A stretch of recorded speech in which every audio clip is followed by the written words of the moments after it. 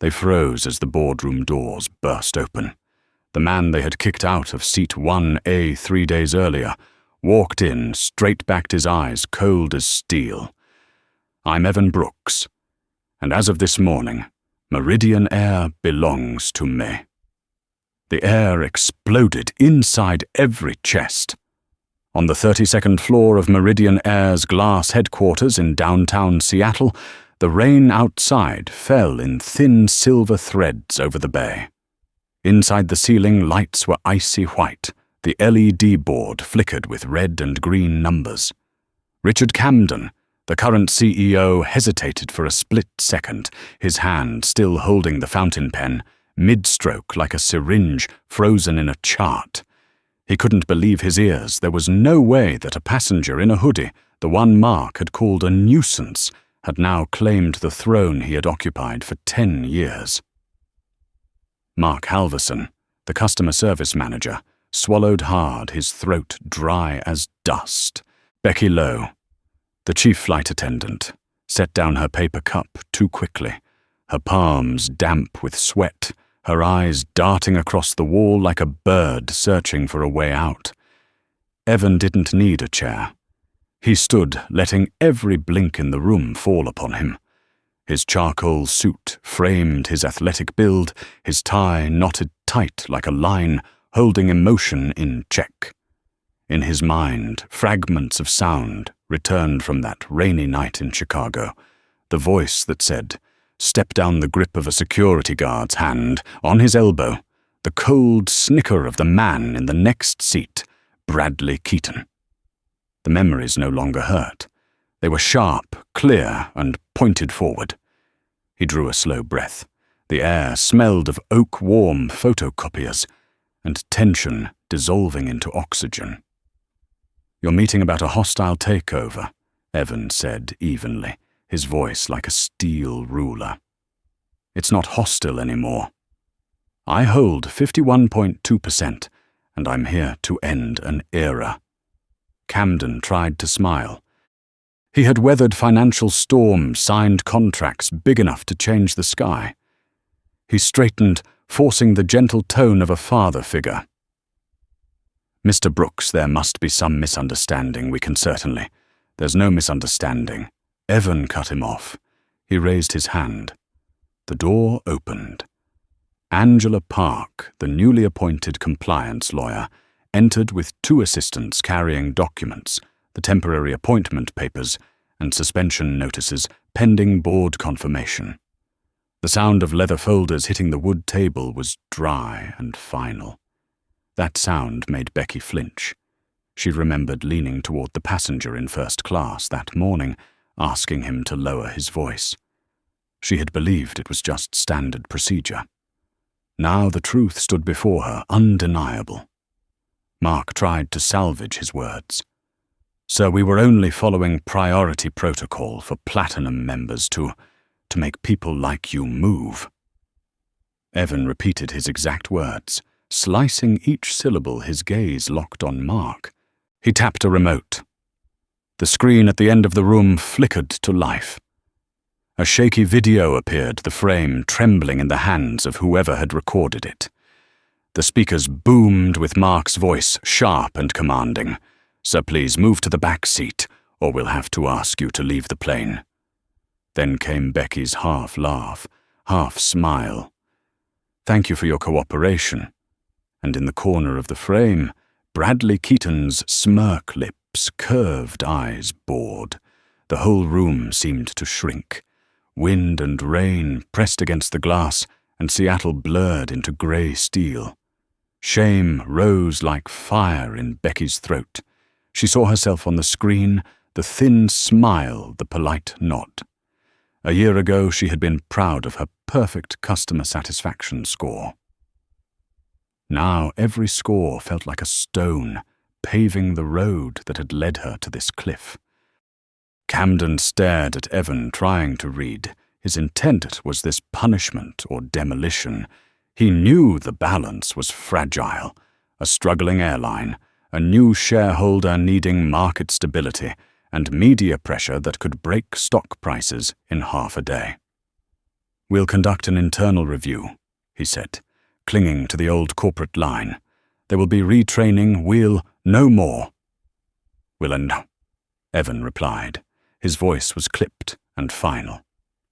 "Effective immediately. Richard Camden, you are suspended from all executive duties. Mark Halverson and Becky Lowe, your contracts are terminated and referred to compliance for investigation of specific violations. All refund and complaint procedures from the last 5 years will be reopened under third-party supervision." His sentences were short, firm, each one striking like a rivet, fastening the body of a shaking plane. Angela handed over the papers. Mark stepped back. He couldn't believe that 20 years of service had ended with a 2-minute video. But the weight pressing down on his shoulders wasn't the video. It was the choices he had made over and over, the reflex to judge skin before service, to bow to the word platinum, to raise walls at the sight of a hoodie. Evan felt no satisfaction. In his eyes burned not vengeance but discipline. He turned to the rain tracing silver streaks down Seattle's glass skyline. For a fleeting moment, his heart tightened with a single deep note. What would his mother say if she saw him now? The woman who once hugged her son in a cramped apartment and told him, "Dignity isn't something you wear. It's something you keep." He wasn't keeping it just for himself anymore. He was keeping it for everyone who had ever been pushed to the margins. "You think this is about seat 1? Evan said quietly, his tone low and weighted. "But it's bigger than a seat. It's about how you decide who deserves to sit. And today, that way ends." The door opened softly. Sophia Price, an investigative journalist, appeared outside with her camera crew. No one had invited her, Evan had.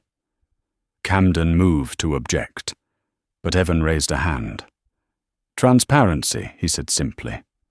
One word, and the room changed color. The remaining board members and department heads sat straighter, facing the mirror they had long avoided. Angela began outlining the 90-day plan review. Complaint data, enforce mandatory bias training, publish equity performance metrics by customer group, establish a compensation fund. Her voice was steady and precise. Each timeline anchored the company like a mooring line in a storm. Becky suddenly spoke, her voice small and trembling. "I was just following procedure." Evan turned toward her, meeting her breaking gaze. Behind her eyes, he saw the long flights, the jet-lagged nights, the cold KPI charts, but also the easy nods of compliance, the small acts that together built the system itself. "Procedure," he said softly, "is what we write, and starting today, I'll be the one writing it." Lightning split the sky, a muted boom rolling behind the glass. The pace quickened. Signatures, seals, access badges, deactivated internal emails, firing like silent fireworks. Familiar names fell from the company chart like autumn leaves. But in Evan's chest, the storm wasn't destruction, it was rebirth. He hadn't come to bury a company, he had come to rebuild it. Before leaving, he looked at Sophia. "You'll ask why I bought an entire airline. Because of one flight," he said, pausing so the room could hear the rain and their own breathing. It wasn't for one flight. It was for every flight taken by those who were never seen. His eyes swept the room, stopping at the rain-streaked window, where Seattle still breathed and moved. "If you choose to stay, be ready to work by one simple rule. Dignity first, profit follows, and then both will rise." Camden was silent. In his mind, numbers calls lawyers and investors crashed together, but deeper inside a voice he had long ignored, whispered, "Have I chosen the easy road for too long?" Mark lowered his head. Becky stared at her hands, realizing that the small habits she thought harmless had become invisible wounds across thousands of passengers. Evan closed the remote, turning off the screen. "This meeting is over," he said. "The new story begins." He walked into the hallway, heavy with the scent of rain. There, beneath the long stretch of glass, his footsteps echoed, steady, firm, certain. And above him, hanging in the silence like a cold star, lingered one question. What happened on that flight? What could have been powerful enough to push a man from the seat beside the lavatory to the chairman's seat of an airline and turn personal humiliation into a manifesto for change? We'll return to the beginning at the departure gate in Chicago, where it all began. The automatic doors at Chicago O'Hare slid open, cold wind spilling in with the smell of coffee and the metallic clatter of hundreds of suitcases. Evan Brooks tugged the hood of his black hoodie a little lower. After 3 days of non-stop meetings with an investment fund in New York, he wanted nothing more than to get back to Seattle, take a long shower, and sleep. A 46-year-old CEO, after more than 20 years building Horizon Dynamics into a $12 billion tech empire, was dreaming of one simple thing: a real night's sleep. In front of Meridian Air's first-class check-in counter, he stood still holding an e-ticket worth $5,000 paid with the company card. Harsh white light struck the glass, reflecting a tired face. Hoodie jeans, worn-down sneakers, that unassuming look made him seem like a regular engineer, not a man who had spoken at the World Economic Forum. Behind the counter, Becky Lowe, the first-class agent, looked up. "Ticket and identification, sir." Her voice was flat, and even her eyes resting on him for a second before sliding away. Evan smiled politely and handed over his documents. He saw the change almost at once. A flicker of hesitation, a suspicion not even hidden. Becky looked at the ID, then at him. Again and again. "Is there a problem?" he asked gently. She didn't answer. She turned away, lifted the phone, and murmured, "Yes, I have a case that needs verification. First class. No, not a regular." "Yes, I'll hold him." Evan drew a slow breath. He knew that pattern. He had seen it before. 4 men in suits lined up behind him, the even tap of polished shoes, the scent of expensive cologne. Becky returned his documents with a smile so thin it was cold. "Please wait a moment. There seems to be a small payment error." An error. "Yes, it looks like the system hasn't confirmed the transaction. My company card was charged $5,000. "I understand, but you can sit down while we verify further." He said nothing. The line behind him began to murmur. White passengers walked through the priority lane, scanned a code on their phones, and were waved into the lounge. No one asked them whether the payment was real. 5 minutes, 10 minutes. Finally, a man in a deep navy uniform approached Mark Halverson, customer service manager. "Hello, Mr. Brooks," he said, voice smooth, half polite, half wary. "I hear there's been a little hiccup." "No hiccup at all," Evan answered, "except for your staff's attitude." Mark pressed a tight smile. "Likely just a small misunderstanding.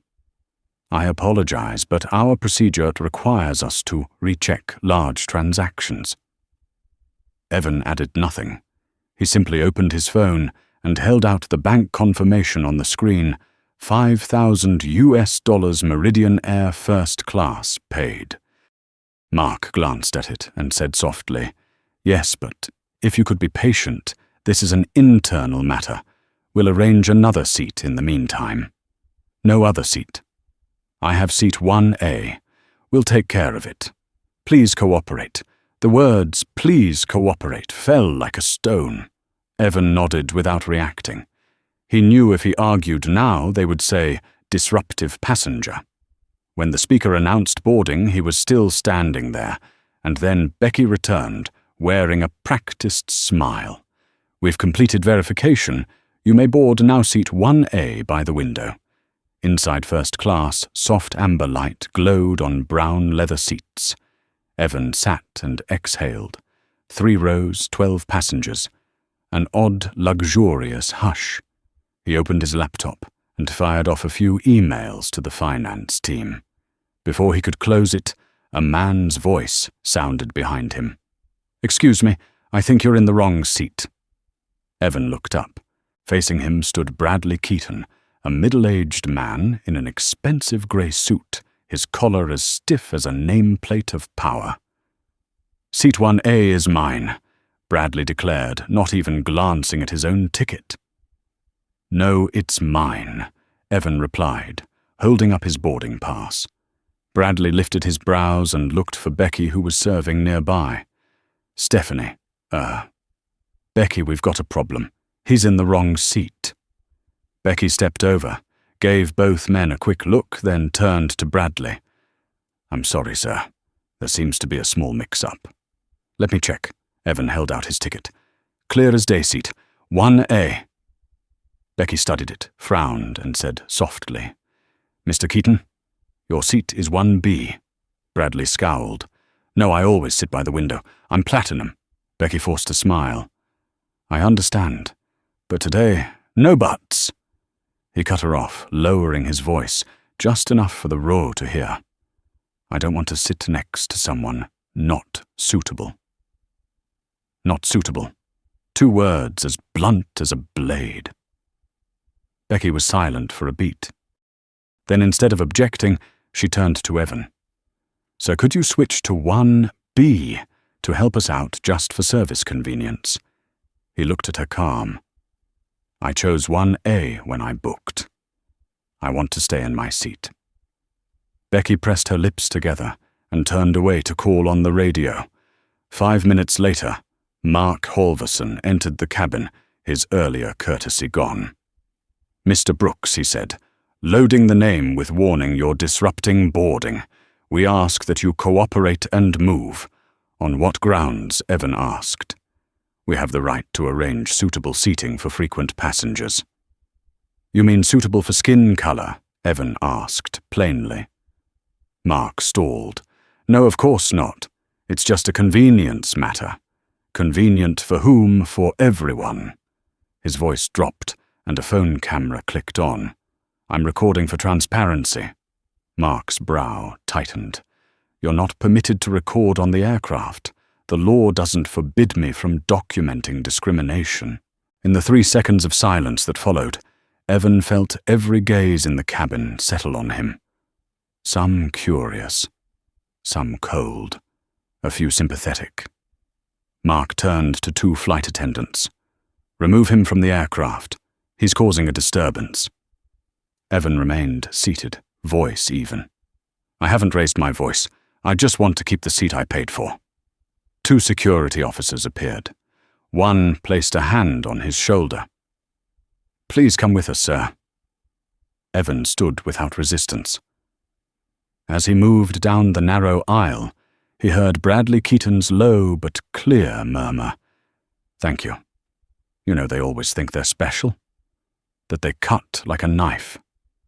He walked slowly past the rows, past the cold stairs.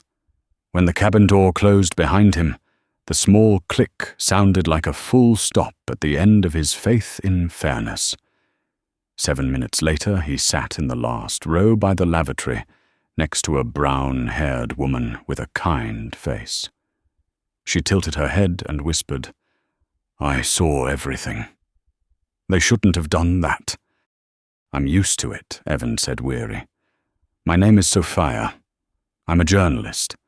If you're willing, I'd like to hear that story." Evan turned to the tiny window where raindrops ran in long streaks. "Maybe," he said. "But first I need to make a few calls." As the plane lifted off the cabin, lights dimmed. Up front, the people who had just pushed him out of seat 1A were raising glasses of champagne. In the last row, he opened his phone and typed 3 lines to his executive team. I just got a lesson. It's time we invest outside our sector into aviation. Prepare everything on Meridian Air. I want to own it.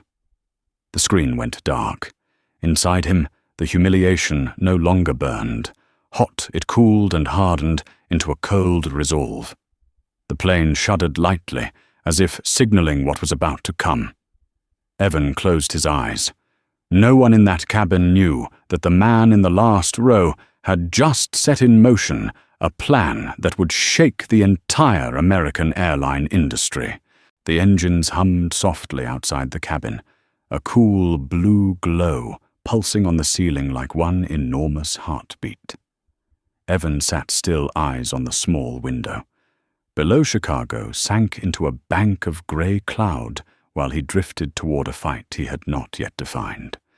Beside him, Sophia Price, a young reporter from the magazine Civic Lens, slipped off her headphones and asked quietly, "Are you all right?"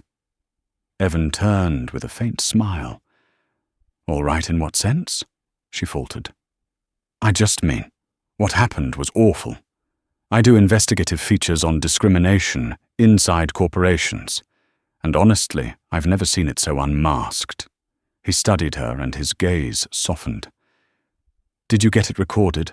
I did not film, but I remember every word. I know the manager's name, Mark Halverson, and the flight attendant, Becky Lowe. I can run them through public HR databases." Evan did not answer. He simply opened his phone and connected to the in-flight Wi-Fi. The signal was weak, but enough to reach a few internal sites. 15 years at the top of tech had taught him one rule: all data leaves a trail, and the systems that seem strongest often crack the moment one person is determined to peel back the first layer. He typed Meridian Air discrimination cases. The results loaded slowly, each line piercing like a thorn. Passenger alleges downgrade without explanation. Black couple questioned about ticket authenticity. Asian executive detained for random screening after boarding.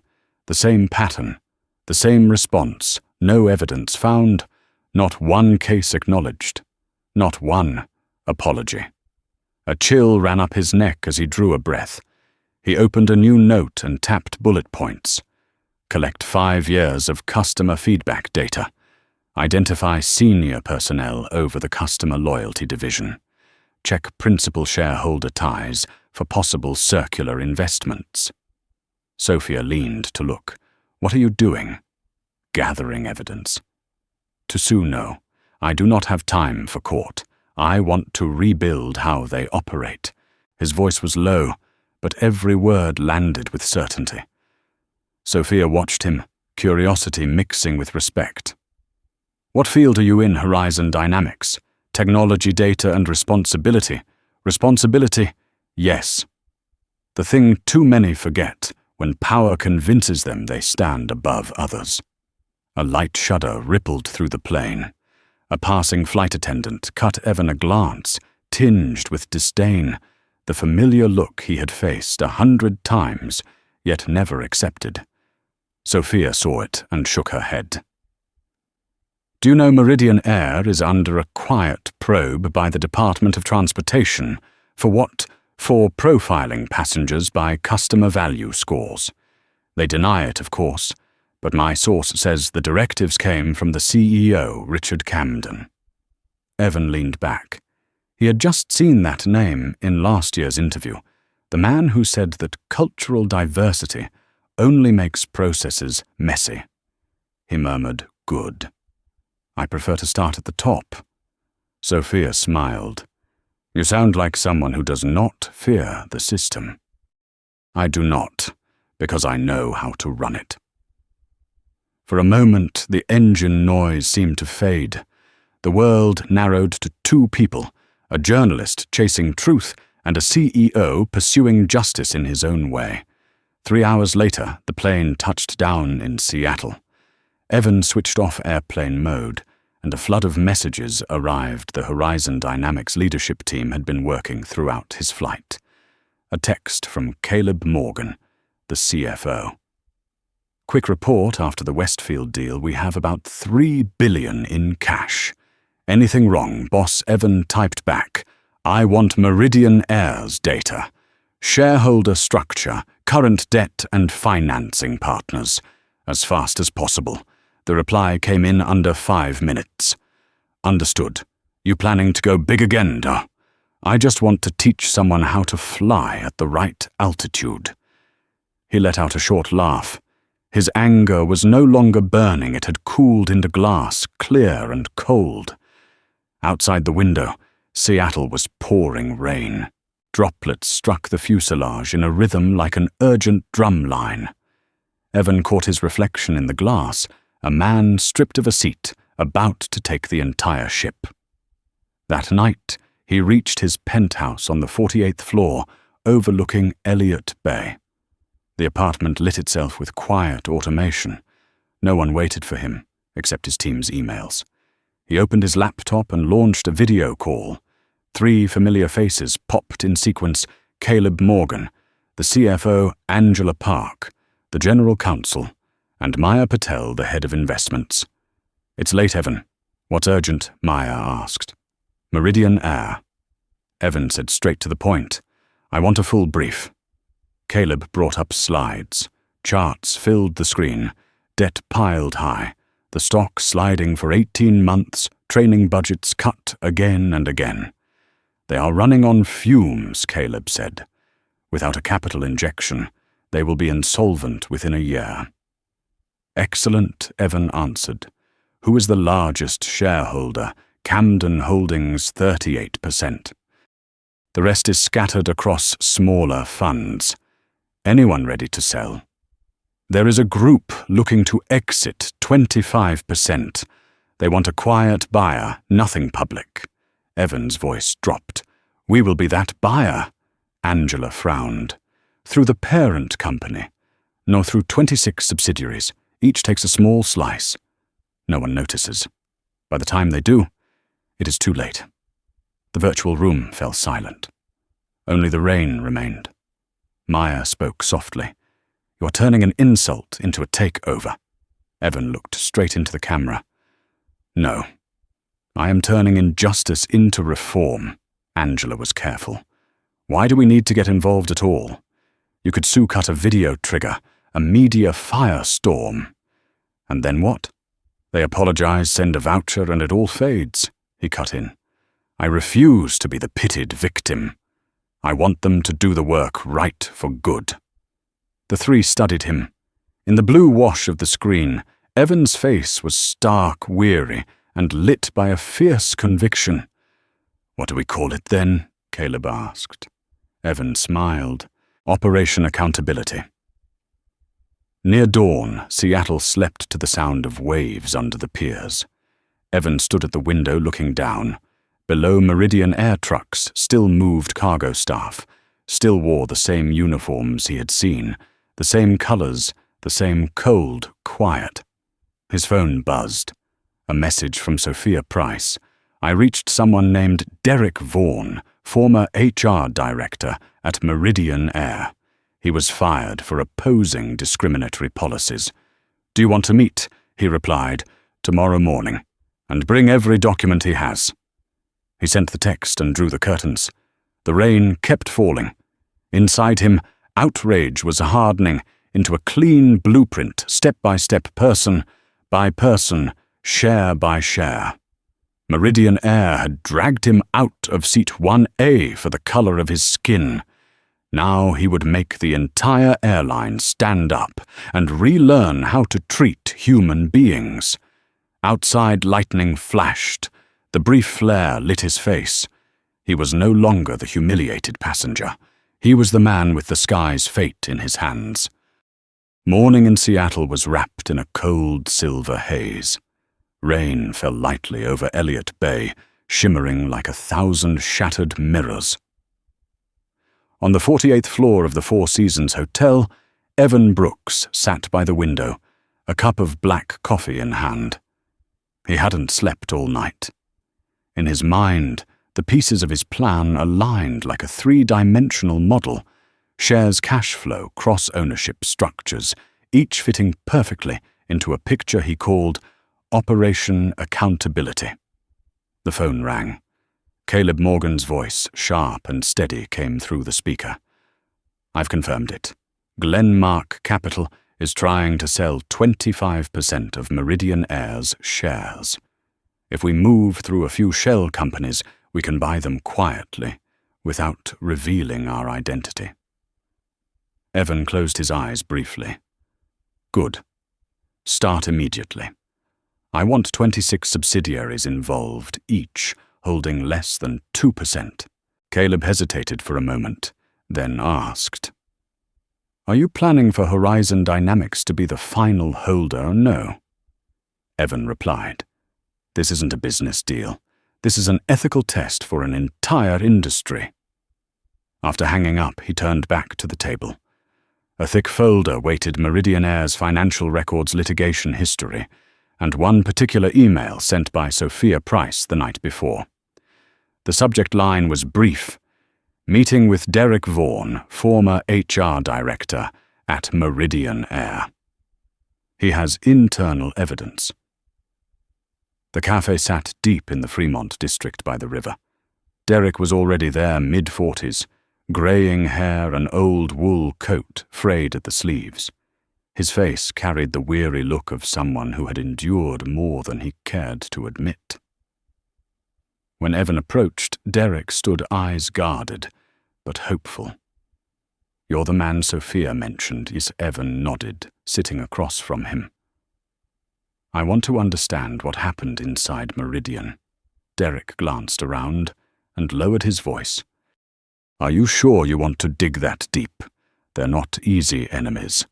Evan smiled faintly, eyes steady. "I'm not playing their game.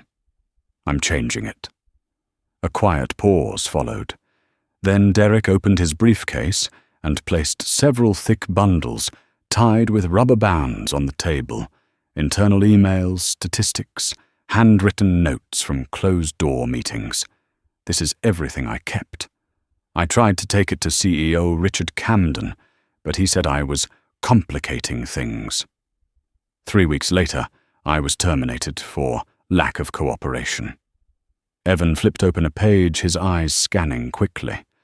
The report showed that 87% of complaints from passengers of color were dismissed without investigation. The loyalty priority policy favored passengers deemed on brand, a corporate euphemism for well-dressed white clientele. And one memo from Camden to the board read, "Don't waste money on diversity training. Our customers don't want moral lectures." Sophia, sitting beside them, turned on her recorder. "Can I use this data for my exposé?" Evan rested his hand on the folder, voice low but firm. "Not yet. I need it for something bigger. When the time comes, you'll have exclusive access." Sophia nodded, her eyes lighting up. "So what are you planning to do?" Evan looked out at the rain-streaked window. "I'll buy the very system that created this discrimination and use ownership to rebuild it from the ground up." Derek froze. "You're serious? More serious than any investment I've ever made. You'll be going up against Richard Camden himself. He's deeply tied to finance and media circles." "Even better," Evan said coolly. "I don't want to destroy a company. I want to destroy the culture that lets one like it survive."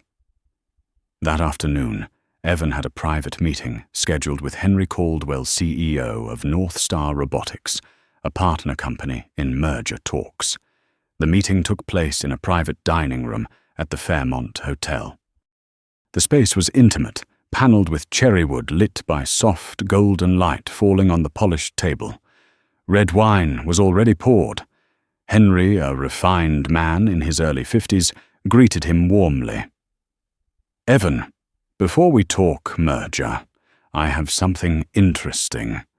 Do you know Richard Camden, the CEO of Meridian Air?"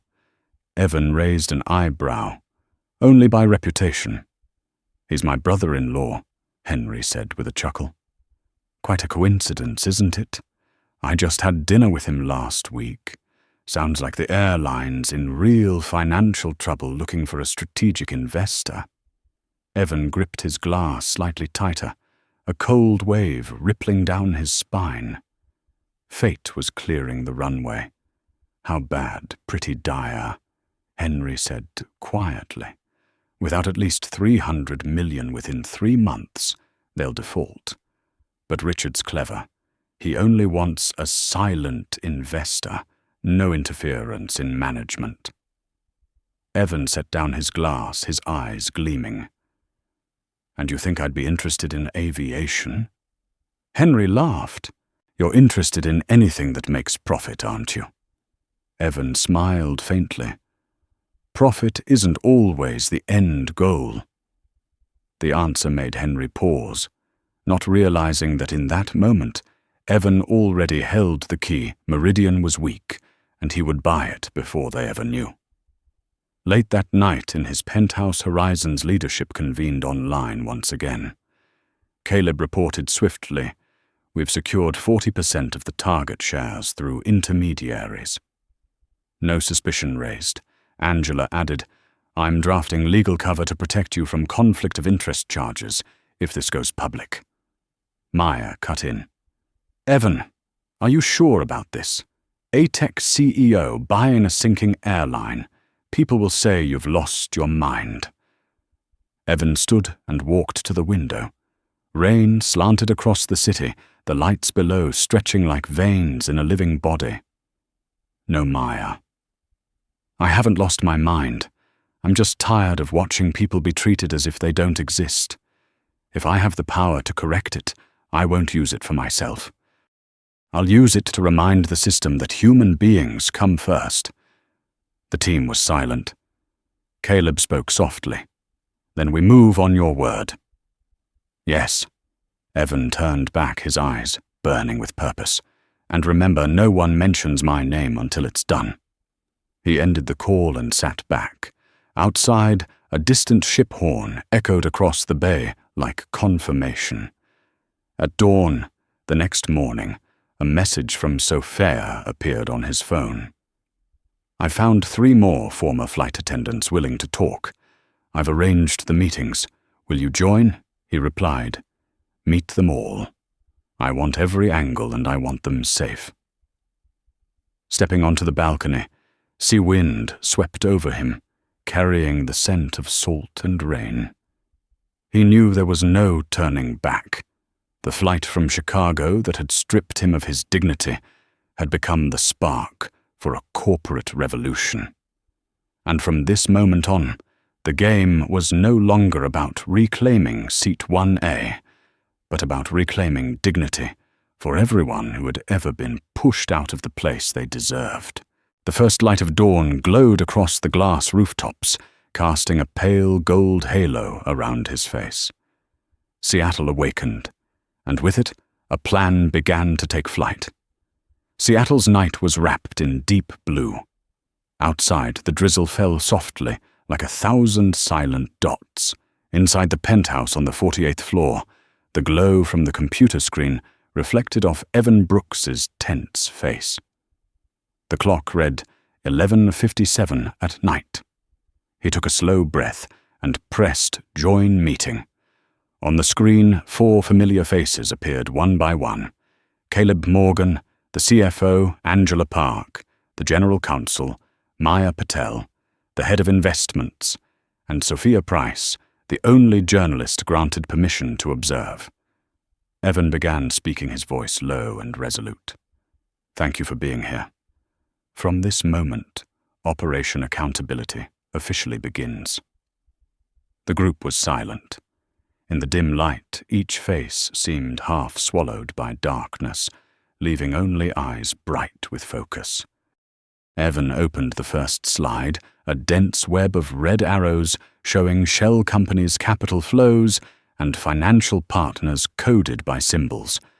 "This isn't a financial deal," he said. "It's an ethical surgery. We're cutting open a system that's rotting and grafting it a new heart. Caleb spoke first. I've started acquiring shares through the Asterian Fund and 3 companies in the Cayman Islands. So far, we own about 23.6% of Meridian Air, and no one has noticed. But we must be cautious if the buying pace spikes. Their board will smell it. Evan nodded. I want 51% before CEO Camden can call an emergency meeting. The less the press knows, the better. Maya Patel leaned closer to her camera. Do you think we're going too far?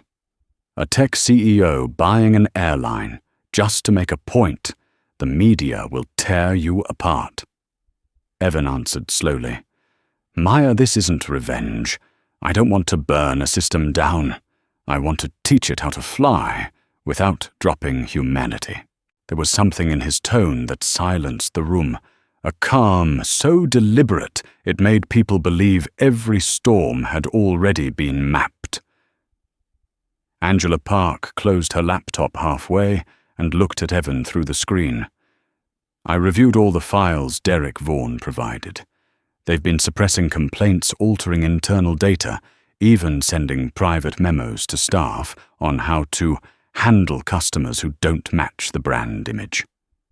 We can use it as evidence if needed. Evan tilted his head slightly. Keep it sealed. Release it only once we control the company, Sophia asked. So you mean you'll buy them and then expose them yourself? Evan smiled faintly. No. I'll expose them, but from their own chairman's seat. The words cut through the air like a blade. Someone in the group took a sharp breath. Over the next 3 days, the operation moved quietly, like an underground current. Caleb coordinated trades through 26 small entities spread across 7 countries. Angela worked with a team of attorneys to legalize every money flow. Maya posed as the head of a fake investor consortium called Phoenix Holdings, negotiating discreetly with Meridian Air's outgoing shareholders. Each piece clicked into place. Meanwhile, Sophia Price and her team worked in parallel collecting testimonies from 15 current and former employees of Meridian Air. They described meetings where the word diversity was banned, where verbal orders said, make sure premium customers feel most comfortable, especially if they have to sit beside someone different. Sophia sent Evan an audio recording. The voice of Thomas Reynolds, Director of Customer Service, laughed coldly. Those people always think they're treated badly because of skin color. No, it's just because they don't fit our image. Evan listened silently, then saved the file under one name, evidence_01.wave. His face showed no anger, only the stillness of a man too familiar with injustice to be surprised by it anymore. On the 4th night, the second virtual meeting began. Caleb reported, we're at 47%, 4 more to go. But I just got word, CEO Camden has called an emergency meeting tomorrow. He suspects irregular stock activity. Evan didn't frown. He only asked, can we complete it within 12 hours? Difficult, Caleb said. But if we push through the Singapore channel, maybe. Do it. He turned to Sophia. Prepare your crew. I want you at Meridian Air headquarters by tomorrow afternoon. When they realize who's behind it, you'll have a story America will never forget. Sophia looked at him, part thrilled, part uneasy. You're sure they could sue you for market manipulation? Evan gave a small smile. If I can buy them legally, I don't need manipulation. Before dawn, 3:42 in the morning, Caleb's encrypted message arrived. Done. 51.3%. We officially control Meridian Air. Evan read it. His mind calm as still water. No cheers, no applause, just one quiet thought. Justice is no longer a dream, it's a duty. He picked up the phone and called Angela. Prepare the paperwork appointing me as executive chairman. At the same time, draft temporary suspension, notices for 3 people, Richard Camden, Thomas Reynolds and Becky Lowe. 2 this afternoon, I'll make the announcement." Angela hesitated for a heartbeat. "You're confronting them directly." "No," he said softly. "I'm putting them in the audience, so they know what it feels like to be pushed out of their own seat." That afternoon, Evan met Sophia in the lobby of the Fairmont Hotel. She carried her camera microphone and a face brimming with resolve. "Are you afraid?" she asked as they walked toward the car. Evan smiled. "Of course. But not of them. I'm afraid that if I stay silent, I'll become one of them." The car turned onto the boulevard leading downtown. On his phone, the morning financial news carried one short line: Meridian Air stock rises slightly after new investor enters. No one knew who the investor was. No one imagined that the person sat in the black sedan, gliding past glass towers, eyes set on reshaping an entire system. When they arrived, Evan stopped before Meridian Air's headquarters, a 40-story building crowned with a silver-winged logo gleaming under the sun. He looked up at it, as if facing the force that had once broken him. There was no hatred left in his gaze, only purpose. He murmured almost to himself, "3 days ago they dragged me out of seat 1A. Today I'll drag them down from the sky." Then he stepped inside, ready for the first confrontation with people who didn't yet know the company's true owner had changed. Behind him, Sophia Price quietly pressed record. Her camera followed his steady stride into the storm's center, capturing a man walking toward justice, ready to rewrite it with his own hand. The story wasn't over. It was just beginning to take flight under the name Operation Accountability. The rain had stopped, and Seattle welcomed the afternoon with a cold, metallic light. Wind swept in from the bay along 4th Avenue, snapping the flags in front of Meridian Air's headquarters. Inside the glass atrium, staff hurried back and forth, unaware that in a few minutes the company would change hands, and the history of the 3rd largest airline in the United States would veer onto a new course. The elevator climbed steadily to the 32nd floor where an emergency board meeting was underway. Evan Brooks stood in the car with his fingers laced breath slow. Beside him, attorney Angela Park clutched the appointment papers, eyes sharp as ice. Behind them, Sophia Price and her film crew followed close cameras set to silent record. When the doors opened, a receptionist glanced up and bowed slightly. Evan did not slow. He moved down the long corridor, laid with deep blue carpet light glinting off brass nameplates for each director. Every name, every seat of power each one had, helped build the system that pushed him out of seat 1A. Behind the large wooden doors the meeting had begun. Current CEO Richard Camden stood at the digital board, voice heavy. In the past 72 hours, more than 47% of the company's stock has been purchased by unfamiliar entities. I suspect a hostile takeover attempt. Another voice cut in, Thomas Reynolds, the service director, who had ordered Evan off the flight. "We need to counter immediately. Issue more shares and rally loyal holders to increase their stakes." Camden nodded. "I have asked legal to verify. My team will contact the SEC." The doors swung open. All heads turned. Evan walked in, calm as if the room already belonged to him. "Apologies for being late," he said evenly. "I believe you are discussing me." The boardroom fell silent. Only the soft whisper of rain against the windows could be heard. Camden frowned. "Who are you? And who allowed you in here?" Evan set a folder on the table and slid it toward him. "My name is Evan Brooks, CEO of Horizon Dynamics, and according to these filings, I am the new controlling shareholder of Meridian Air." Camden snatched the papers and skimmed page after page. The color drained from his face. "That is impossible," he stammered. "We did not sell." "Your shareholders did," Evan replied, voice hard as steel. "I currently hold 51.3% through 26 intermediary entities. The transactions are complete lawful and were confirmed by the SEC this morning." Thomas Reynolds shot to his feet, face flushed.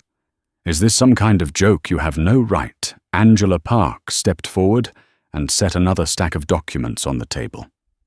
Under the company charter, a controlling shareholder may appoint an executive chairman on an interim basis until the next general meeting.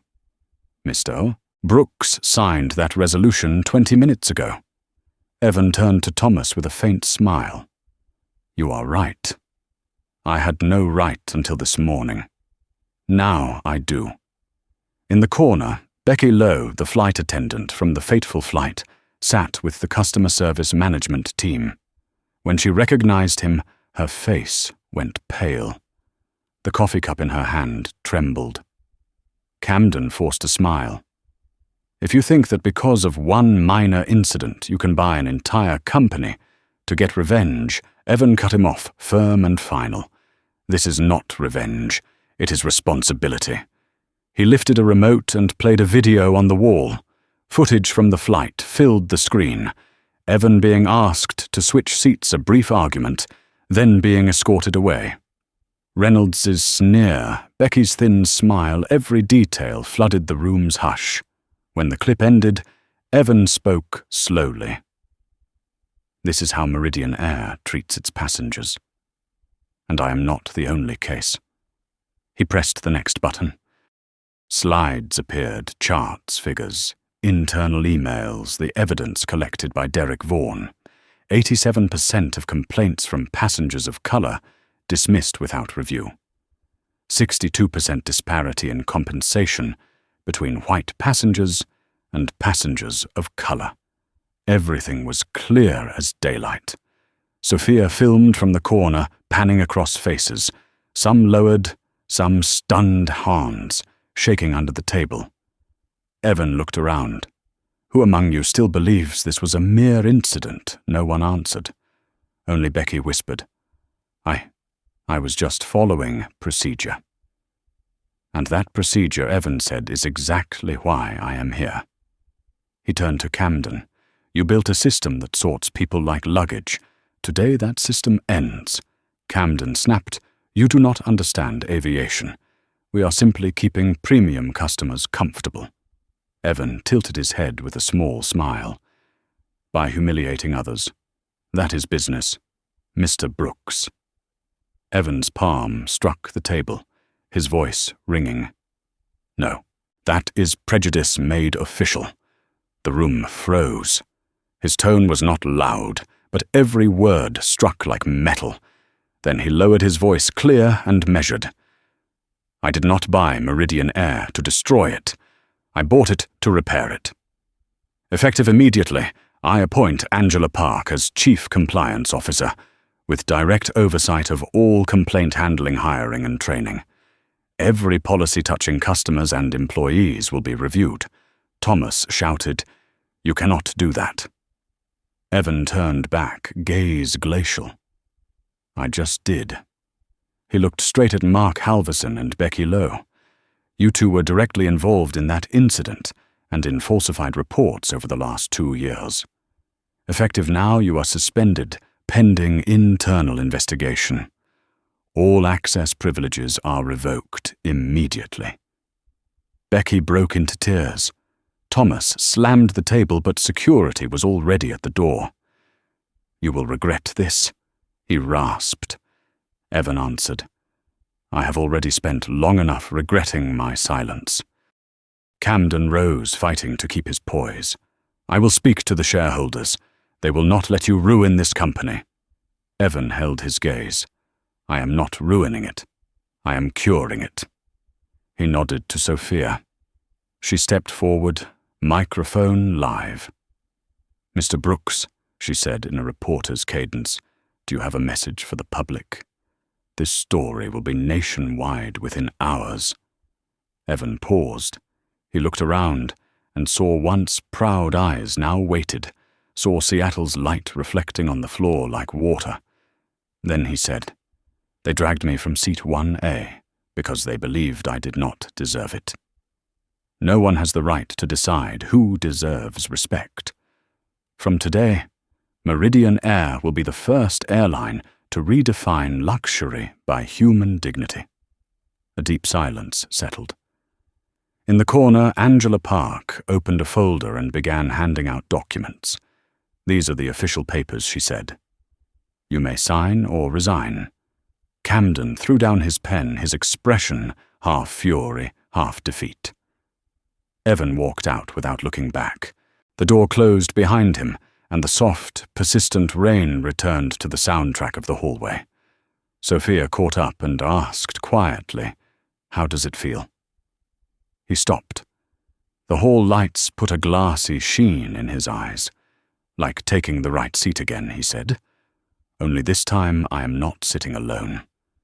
Outside, a blade of lightning split the sky, and the city flashed for an instant, as if signaling the beginning of a new era. 3 days after the fateful meeting, the atmosphere inside Meridian Air's headquarters was completely different. The hallways that once echoed with the cold footsteps of authority were now alive with quiet conversations. The plaque reading CEO office had been removed, replaced with a new one, gleaming in the light Executive Chairman Evan Brooks. On the top floor, an internal live broadcast was being carefully prepared. Nearly 8,000 employees, from pilots and flight attendants to ground staff, had logged into the system. Giant screens at Seattle, Denver, and Atlanta airports simultaneously displayed the headline, "Reform Announcement, Evan Brooks, Executive Chairman of Meridian Air." Evan stood before the camera, not wearing a suit. He had chosen a white shirt, with his sleeves rolled up, his voice low, steady, and firm. "Hello, everyone. Over the past 3 days, you've probably heard the rumors. Today I want to confirm that every one of them is true. I, Evan Brooks, have become the controlling shareholder of Meridian Air. And I am not here to cut costs nor to punish. I am here to rebuild the foundation." He paused, looking directly into the lens. "A week ago, I was asked to leave seat 1A. Not because of a technical issue, but because of prejudice. I did not get angry. I simply asked myself, how many others have silently left their seats the same way? How many customers, how many employees have been pushed aside just because they did not fit someone's idea of what is proper? Today, my answer is simple enough."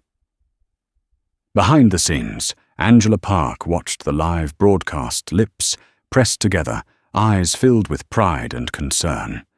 The way Evan spoke, gentle yet resolute, felt less like a speech and more like a declaration. Even those who once doubted him could not look away from the screen. From this day forward, Evan continued. Meridian Air will be rebuilt upon 3 principles: transparency, accountability, and respect. I call it the 90-day plan. Over the next 90 days, everything will change, not just in documents, but in the hearts of every person. He pressed a button on the remote, and the screen behind him lit up. One mandatory unconscious bias, training for every employee from pilots and flight attendants to senior leadership. To a full review of the past 5 years of ignored complaints, every case to be re-examined by an independent committee. 3 diverse hiring and promotion policies, no one will be excluded, based on race, gender, or background. 4 transparent customer data. Every satisfaction and feedback report will be published regularly, untouched, and unedited. 5. The creation of the Dignity Fund to compensate passengers who faced discrimination and to provide free legal assistance to victims. This is not a press release, he said, his voice softer. This is a promise. And this promise does not come from a CEO, but from a man who knows what it feels like to be dismissed. In the live chat window, thousands of messages began flooding in. Thank you, I've seen this happen every day. For the first time, I'm proud to say I work at Meridian. I hope this time we really change. But not everyone was ready to accept it. That afternoon, during a management meeting, tension filled the air. A grey-haired man rose to speak, Walter Simmons, the sales director, his tone heavy as a hammer. We are a business, not a social organization. Mr. Brooks, you may be a tech genius, but the airline industry doesn't run on moral lessons. It runs on profit. The room murmured in agreement. Evan smiled calmly and didn't argue. Instead, he took a financial newspaper from his pocket and opened it to the center page. Harvard Business Review. He read reports that companies with diverse workforces are 35% more profitable than average. He slid the paper toward Walter. That's not a moral lesson. That's business reality. Walter fell silent. Angela followed up. When we treat people fairly, we don't just keep customers, we keep trust. And trust, Mr. Simmons, is the only form of capital you can't buy. The room quieted. Evan looked around. If anyone feels that Meridian's new values don't align with their own, the door is always open.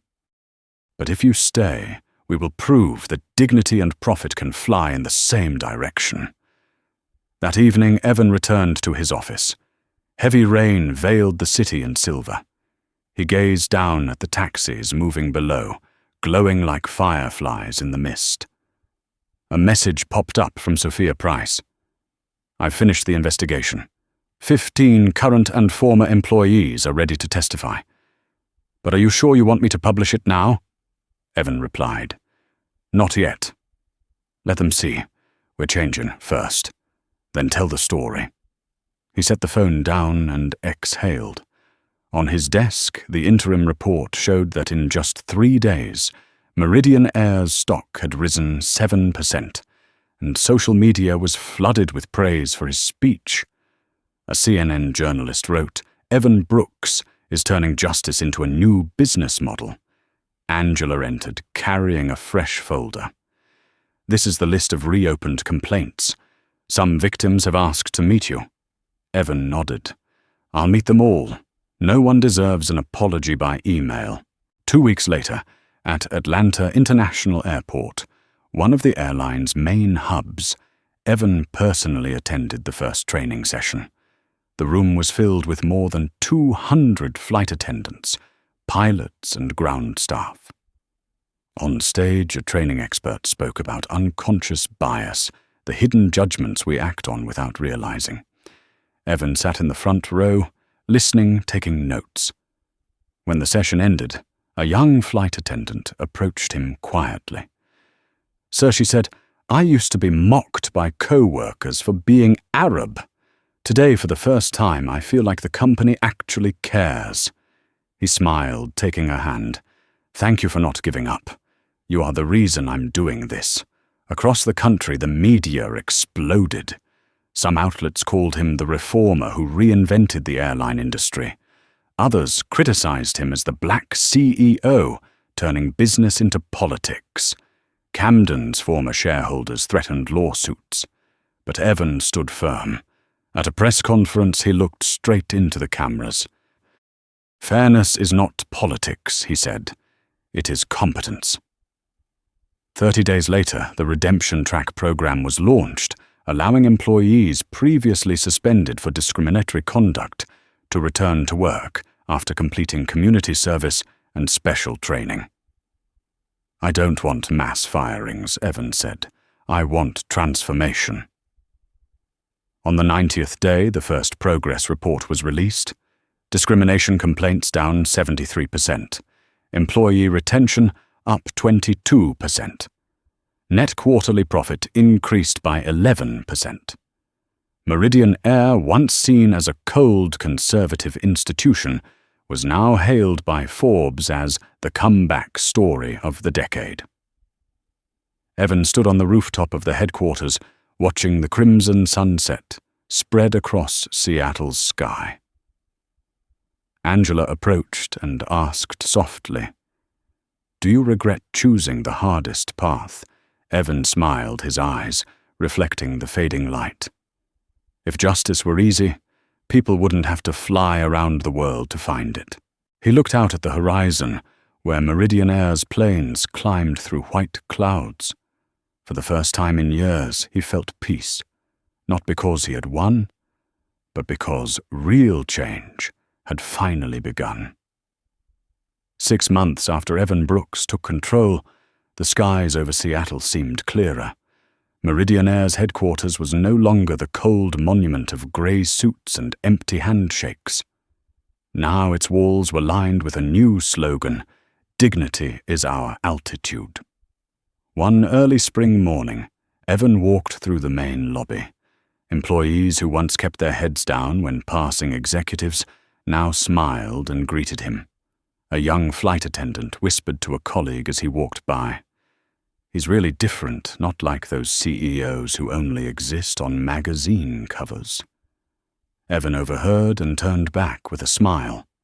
That small gesture was enough to dissolve the invisible walls that had stood there for years.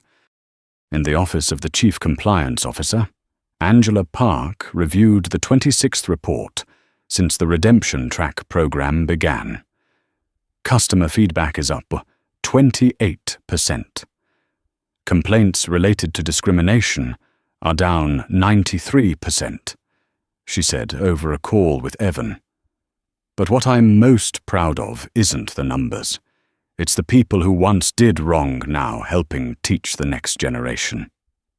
Evan smiled softly. They've come to understand. Angela nodded. Thomas Reynolds completed 600 hours of community service. He's now working with a non-profit that trains frontline workers on empathy. And Becky Lowe, she left aviation, but she's coordinating the Bridge Project training police officers on emotional awareness and bias recognition. Evan was silent for a few seconds, his eyes distant. I never wanted them to pay. I wanted them to restore what was right. Angela smiled and typed another line into her report. CEO confirms philosophy, not revenge, rebirth. Across the country, the media was still buzzing. CNN reported Meridian Air has become the model for a humane corporation. The Wall Street Journal ran the headline, "Evan Brooks, the man who turned humiliation into $1 billion reform." Meanwhile, conservative channels scoffed. He's turning an airline into a morality class. Evan didn't respond. He understood that when people aren't used to fairness, they call it excessive. But he also knew that truth has its own persuasion, and the numbers spoke for themselves. Second quarter revenue up 19%. Employee retention up 30%. Meridian's stock price had climbed more than 40% since he took charge. One afternoon, Evan sat in a meeting room with Sophia Price, now a highly sought-after journalist, after her documentary series, The Seat That Changed the Sky. Sophia opened her laptop and showed him a photo of Meridian employees standing hand in hand on the runway, forming a circle around a new airplane bearing the Dignity Air logo. "This is our latest media campaign," she said. "My feature story is being considered for a Pulitzer, but I have to ask, now that everything's going well, are you planning to step back?" Evan was quiet. He looked at the photo, at the faces, young and old, white, brown, and black, standing together. The eyes that once carried doubt now glowed with pride. "No," he said slowly. "I didn't come to perform a miracle and disappear. I came to prove that change can last." A week later, in the company's main auditorium, Evan hosted the Meridian Transformation Report ceremony. Stage lights reflected off the wooden floor as over 200 investors, journalists, and employees gathered. Evan took the stage not with a speech, but with a video, a montage of the past 6 months, the first broadcast, the training sessions, the moments when employees embraced after receiving public apologies from the company. His voice resonated through the speakers. We once thought change required decades. But the truth is, it only needs one thing, someone brave enough to begin. The entire hall rose in applause. Sophia recorded the moment, knowing it was the perfect ending for the second chapter of her documentary, From Seat 1A to the Chairman's Desk, A Journey to Reclaim Dignity. That night, Evan drove home late. On the radio, the host read a letter sent to the newsroom. Dear Mr. Brooks, my 13-year-old son was humiliated on a Meridian flight last year when he was accused of stealing an iPad. This week he received a letter of apology and a complimentary ticket with an invitation to tour your headquarters. When he saw you on the news, he said, "Mum, someone stood up for me." Stood. Thank you for giving my son faith that there are still good people in this world. The host's voice trembled. Evan gripped the steering wheel, warmth spreading through his chest.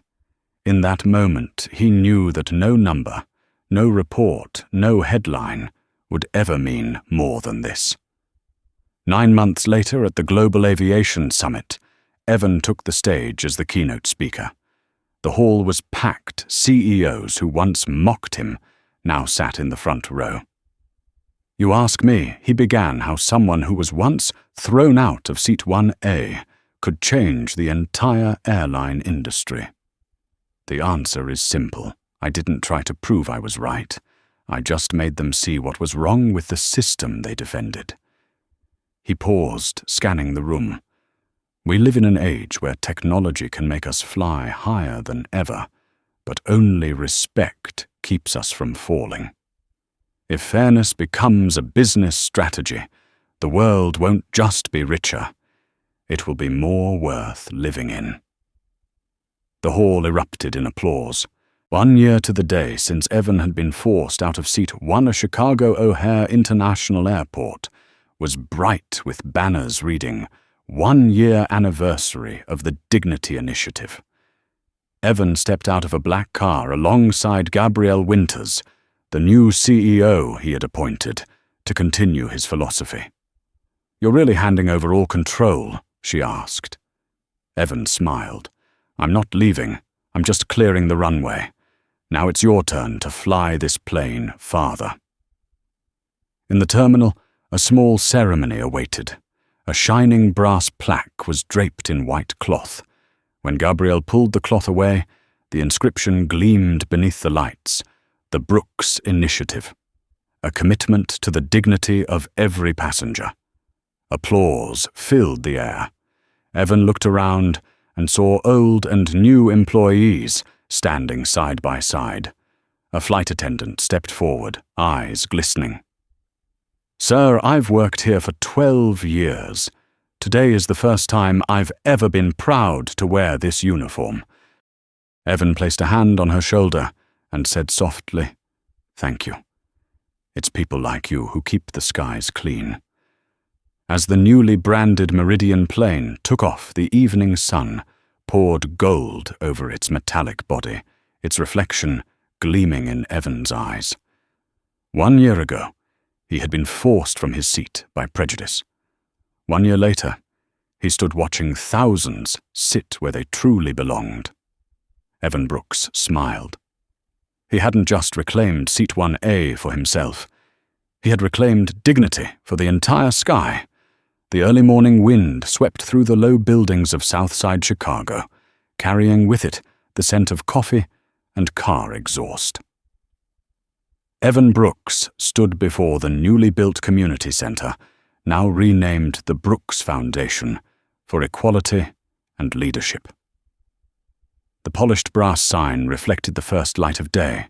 Today, he had returned to the place where his difficult childhood began, the same streets, the same leaking roof, and the same wary looks he once endured simply because of his skin color. Inside the auditorium, hundreds of high school students sat in silence. Evan stepped onto the stage. There was no orchestra, no ceremony.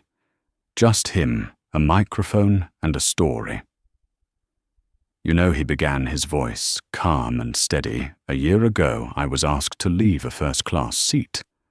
Not because of a mistake, but because they didn't believe I could afford that ticket. The room went still. But instead of suing, instead of getting angry, I chose to buy the very system that made me leave that seat. Because there's one lesson I learned early on: if you only react, you'll always be chasing injustice. But when you change the rules, injustice has to learn how to play by yours. A boy raised his hand. "Sir, what if I don't have billions of dollars like you?" Evan smiled. "You don't need billions.